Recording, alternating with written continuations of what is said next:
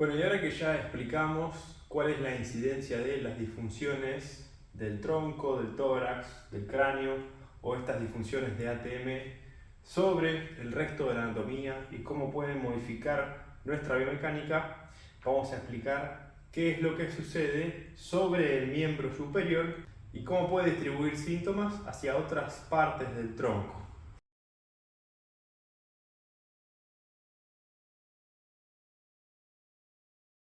Entonces dijimos que la disfunción temporomaxilar, o sea, la capacidad de abrir y cerrar por igual y tener variabilidad de movimientos de ambos lados, eso lo podían, recuerden, probar con movimientos hacia adelante, hacia atrás, laterales, de ambos lados del maxilar.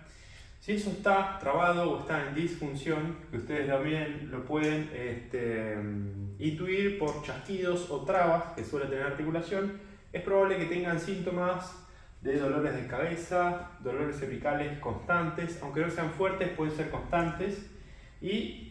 también en la actividad física, o que pueden aparecer debido a la actividad física. Las otras disfunciones que ya explicamos en términos generales, y sobre todo esta alteración, esta disfunción cráneo-cervical,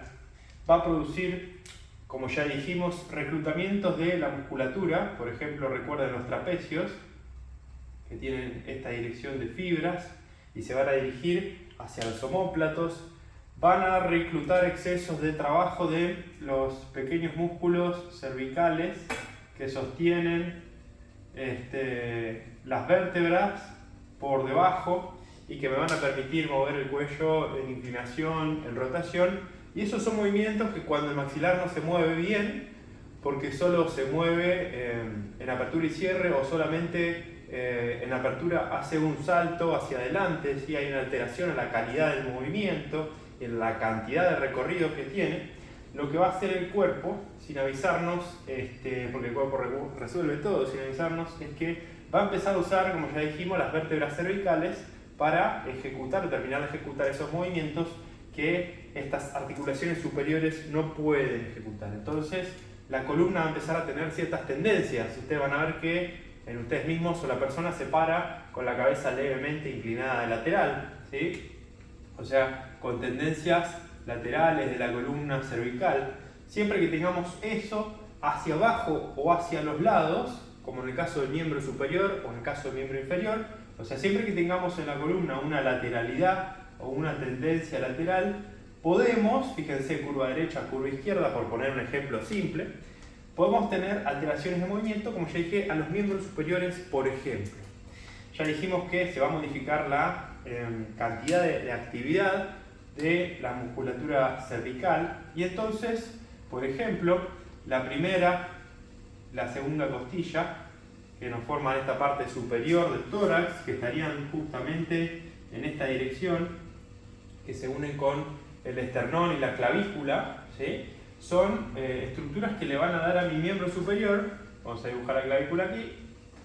de adelante hacia atrás, nosotros estamos viendo de atrás. Van a ser estructuras que van a posibilitar la cantidad de capacidades de mi miembro superior. O sea que si esto está limitado, mi miembro superior se va a mover, pero no con toda la soltura que debería moverse, y el reclutamiento muscular que permite al miembro superior moverse, porque recuerden que ya dijimos, todos estos músculos van a sostener, por ejemplo, los escalenos,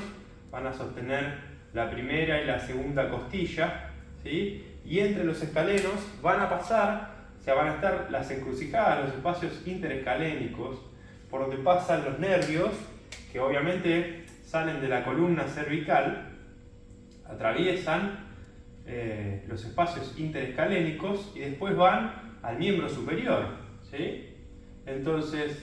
la modificación nada más de la capacidad de distenderse, de estar relajada, esta musculatura por estas alteraciones, me va a traer a nivel de los espacios interescalénicos, por ejemplo, una posible compresión. Yo lo puedo sentir en las manos, lo puedo sentir en el hombro, depende de la raíz que mis espacios interescalénicos estén comprimiendo. También muchas veces este tipo de personas con alteraciones de la mecánica temporomaxilar va a tener tensión a lo largo del cuello, por ejemplo, que baja hacia el brazo. Estas raíces, recuerden que salen de las vértebras cervicales, si no, tranquilamente cualquier libro de anatomía lo puede encontrar. me van a dar las funciones de los músculos supraespinoso, infraespinoso, redondo mayor y redondo menor. Entonces estas alteraciones también me van a condicionar mis rotaciones de hombro, por ejemplo, mi flexo elevación del hombro, haciendo que yo no pueda trabar el brazo por arriba de la cabeza. Si tengo una alteración de los movimientos de la primera y segunda costilla, la clavícula o del tórax en sí, porque se altera realmente también la función de todo el tórax, se puede alterar. Eso me va a condicionar a qué tanto se mueve todo mi tren superior y qué tanto yo puedo llevar los brazos por encima de la cabeza o rotarlos manteniendo una función normal de estas estructuras articulares.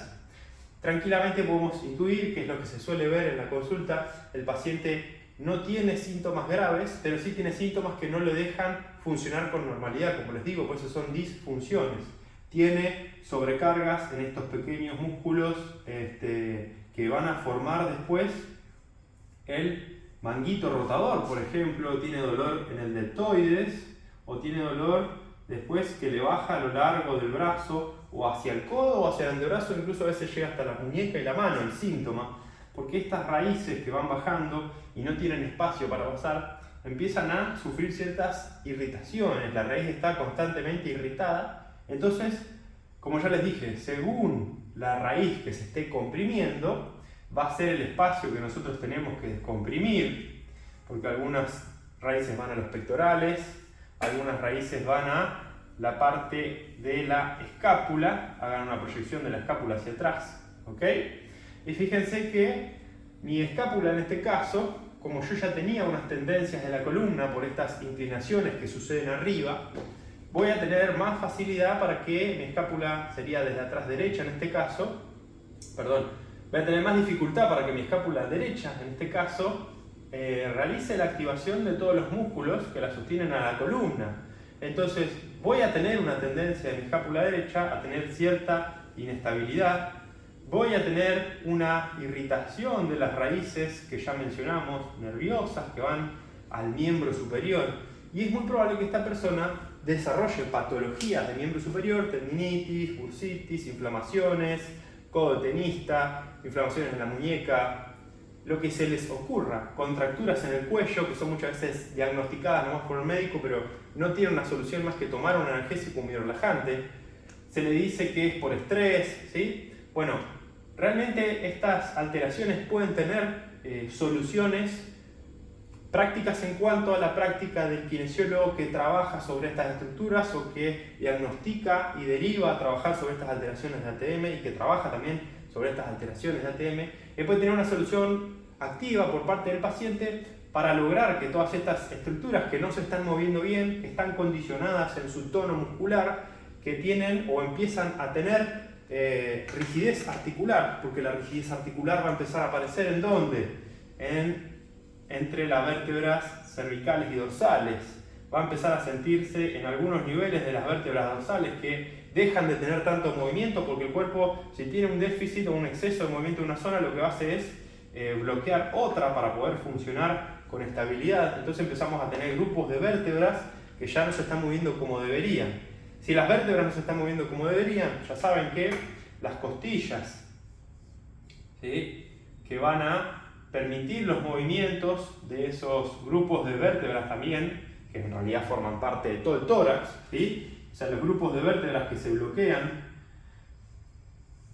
y hacen que las costillas se bloqueen en sus movimientos. Le pueden dar tranquilamente en el paciente síntomas en la parte anterior del pecho o tendencias a la antepulsión de los hombros, a la rigidez torácica, porque hay un bloqueo que está viniendo de un lugar mucho más central, mucho más importante para el cuerpo.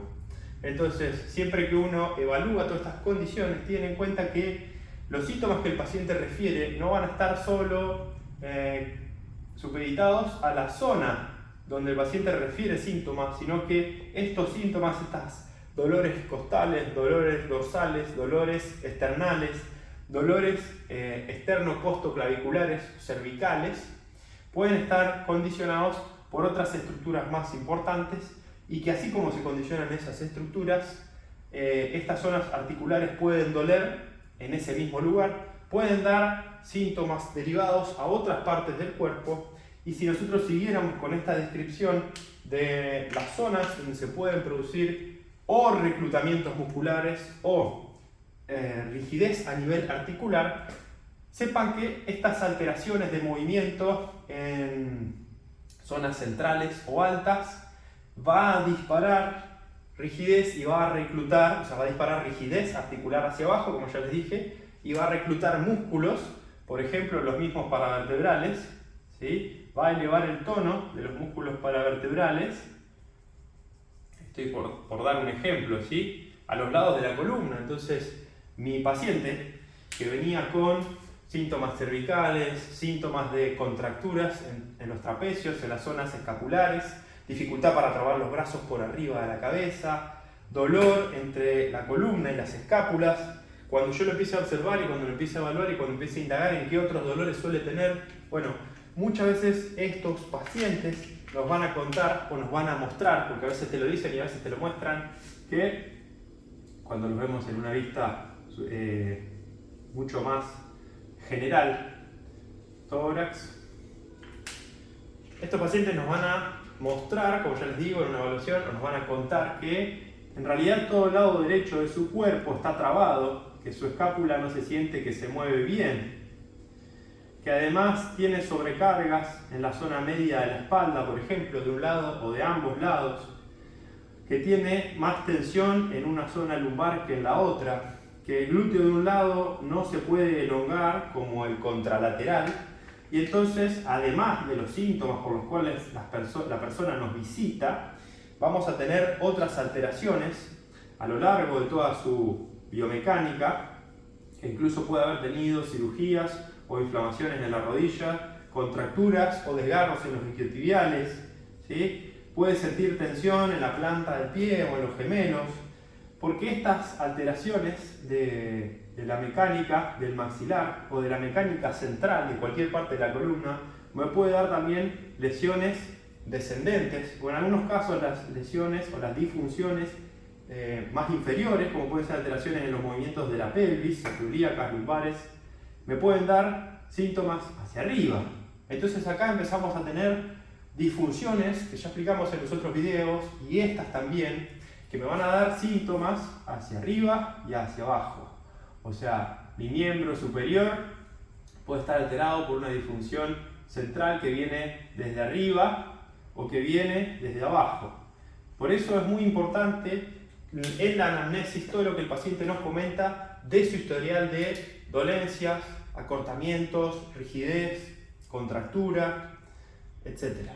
Así que, en términos generales, esta es la visión de lo que una disfunción de ATM o central, o que yo percibo central, escápulas, columna, cráneo, pelvis, tórax, diafragma, ¿sí? Costillas, me puede estar produciendo, o a qué punto puede llegar a afectarme alguna de estas disfunciones, porque ya les digo, estas alteraciones en el movimiento van a dar como consecuencia, como son movimientos restringidos, van a dar como consecuencia movimientos compensatorios. Espero que se haya entendido este video y nos vemos en la próxima clase.